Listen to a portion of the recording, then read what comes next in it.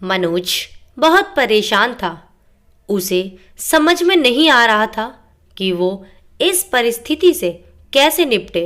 वो अपनी माँ को बहुत चाहता था, किंतु उसकी पत्नी और बच्चे उसकी माँ से बहुत दूर भागते थे, क्योंकि उसकी माँ की एक आंख नहीं थी, साथ ही उसकी कमर भी 90 अंश पर झुकी थी।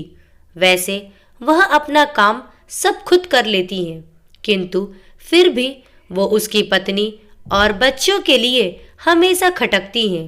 दादी, आप ऊपर के कमरे में जाओ, मेरे दोस्त आ रहे हैं, मनोज के बेटे कपिल ने बड़ी बेरुखी से कहा।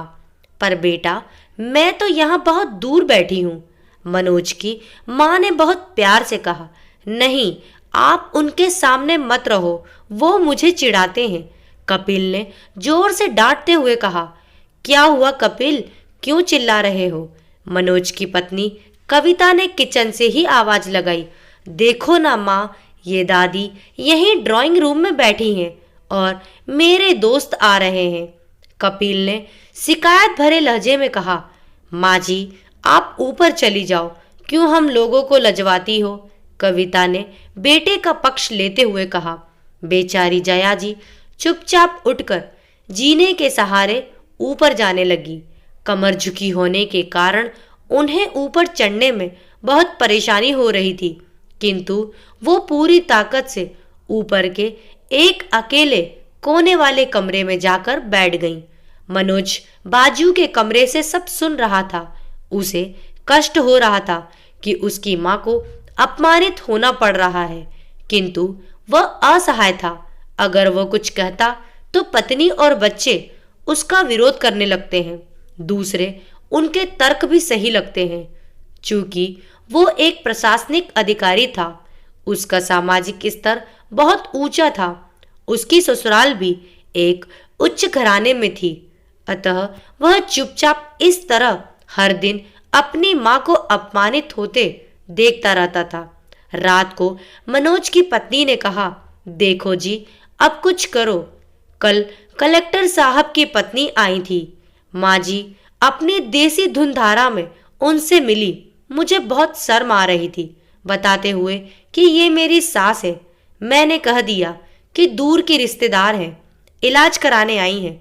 मनोज को रोना आ गया, किंतु फिर भी वह चुप रहा। उसे समझ में नहीं आ रहा था कि वो क्या करे। अपने बेटे की मन स्थिति को जया जी अच्छी तरह से जानती थी और बेटे को कोई कष्ट ना हो, इसीलिए वो हर बात को चुपचाप सह लेती थी। मनोज बहुत उदास रहने लगा। एक तरफ परिवार और सामाजिक स्तर पर जीने की प्रतिबद्धता थी, तो दूसरी ओर माँ। आखिर माँ से अपने बेटे की यह हालत नहीं देखी गई।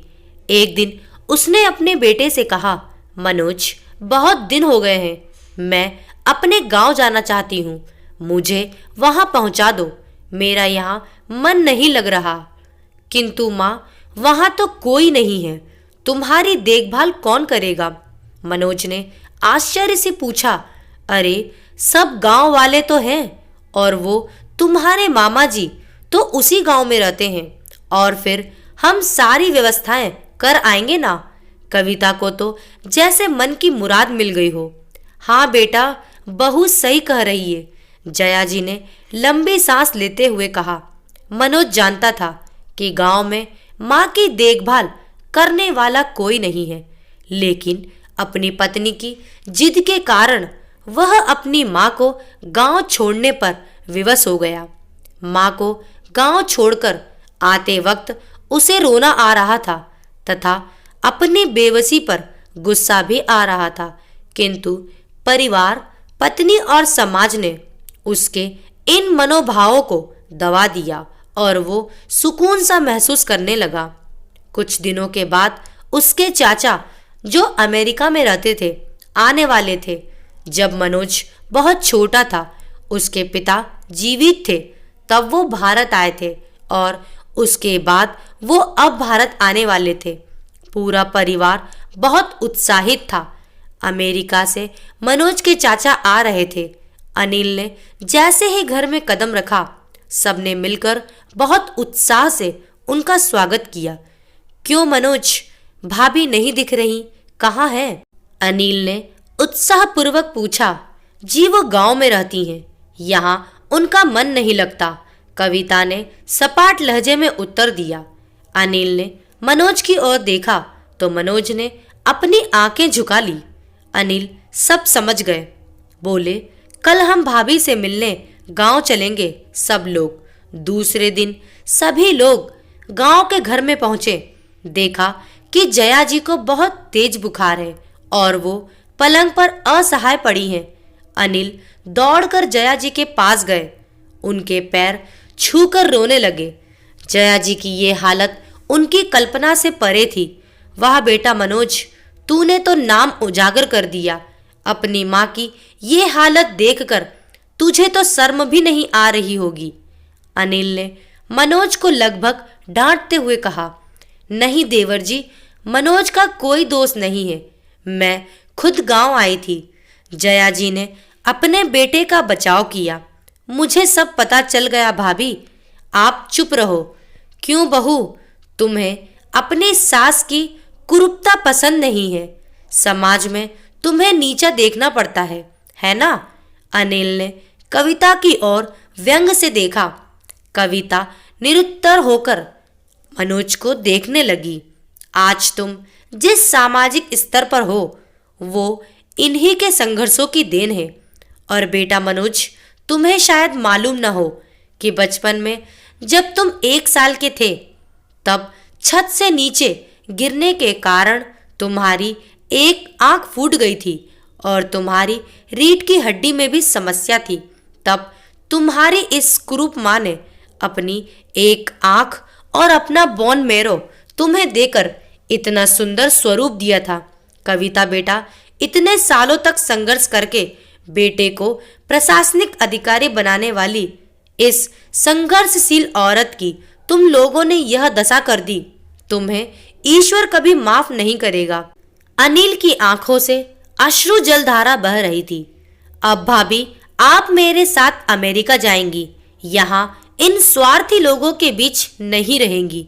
अनिल ने जया जी से कहा। मनोज को तो काटो तो खून नहीं था। अनिल जो उसके चाचा थे, उन्होंने जो राज बताया उसके बाद तो मनोज को यही लग रहा था कि उससे ज्यादा पापी इंसान इस दुनिया में कोई और है ही नहीं। वह दौड़ता गया और माँ के कदमों से लिपट गया। माँ, मेरा अपराध अक्षम्य है। मैं जानबूझकर चुप्पी साधे रहा, आपका अपमान करवाता रहा। अब सिर्फ आप ही उस घर में मेरे साथ रहेंगी और कोई नहीं। मनोज ने आगेन्य दृष्टि से अपनी पत्नी और बच्चों को देखा।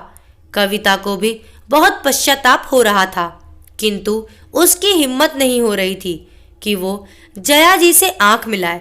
जया जी ने कविता की मन स्थिति को समझकर उसको पुचकारते हुए अपने पास बुलाया और मनोज को डांटते हुए कहा, खबरदार, जो मेरी बहू को मुझसे अलग करने की कोशिश की तो तुझे ही घर से बाहर निकाल दूंगी। कविता और बच्चों ने जया जी के पैर पकड़ते हुए अपने व्यवहार पर माफी मांगी और माँ के हृदय ने सबको माफ कर दिया। आशा करती हूँ दोस्तों आपको ये कहानी जरूर पसंद आई होगी। अपने विचार हमें कमेंट बॉक्स में लिखकर जरूर भेजें। कहानी को लाइक करें, ज़्यादा से ज़्यादा शेयर करें। अगर आप चैनल पर नए हैं तो चैनल को सब्सक्राइब करना ना भूलें। Thank you.